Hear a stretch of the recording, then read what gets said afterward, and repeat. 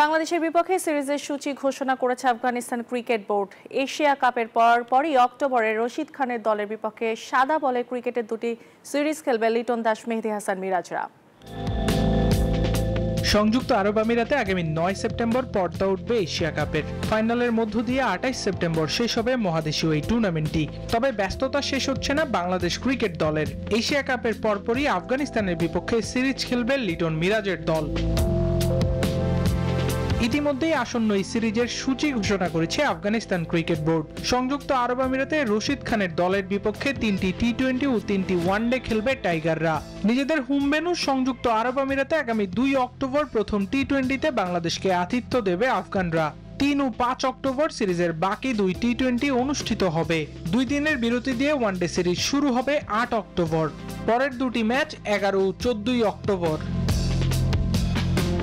দুই দলের সিরিজ শুরু হওয়ার আগে এশিয়া কাপে মুখোমুখি হওয়ার কথা রয়েছে বাংলাদেশ আফগানিস্তানের। 16 সেপ্টেম্বর দুবাই এশিয়া কাপের বি গ্রুপের ম্যাচে খেলবে দুই দল। এরই মধ্যে এশিয়া কাপের জন্য দল ঘোষণা করেছে বাংলাদেশ ও আফগানিস্তান। আবরার আল দাইয়ান, নিউজ 24।